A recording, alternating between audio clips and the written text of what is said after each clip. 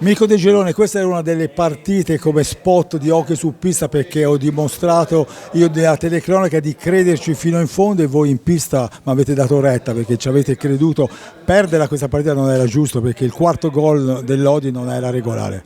Beh, intanto faccio i complimenti ai miei ragazzi perché hanno fatto una partita strepitosa contro una squadra forte, tecnicamente forte, una squadra molto messa bene in pista, che ha corso e ha dato l'anima con giocatori tecnici di un certo livello e noi abbiamo ribattuto colpo su colpo, abbiamo portato a casa un risultato strameritatissimo perché comunque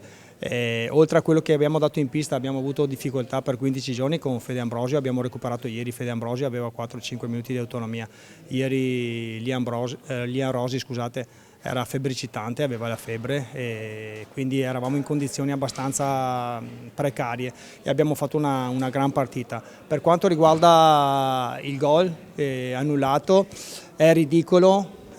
che in uno sport come il nostro ci sia non so neanche come definirlo, un omino nel tavolo del cronometro che possa influenzare degli arbitri di questa esperienza qua e dare un gol nettamente irregolare. Gli omini che stanno nel tavolino devono fare gli omini del tavolino e non fare i vigili urbani perché poi condizionano delle partite importanti che poteva costarci cara e comunque in teoria a matematica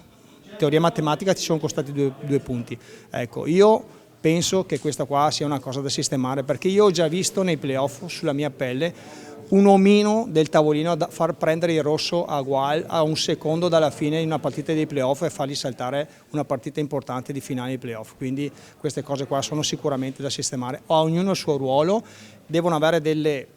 dei compiti ben definiti ma non possono influenzare partite con arbitri in pista di questo livello che comunque sia è già difficile per loro gestire una partita di questo genere. Detto questo, ripeto, sono strafelice per quello che abbiamo dato e perché comunque sia non meritavamo assolutamente di perdere questa partita. Un'iniezione di fiducia per la trasferta difficile e lunga di mercoledì a Giovinazzo.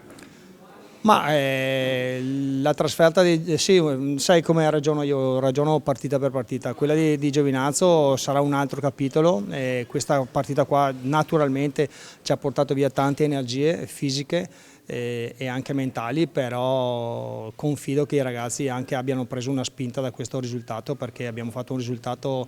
importante, strameritato, importante e strappato con orgoglio, con tanto orgoglio perché stavamo subendo un'ingiustizia sportiva secondo me. Complimenti davvero e in bocca al lupo per mercoledì. Grazie a voi.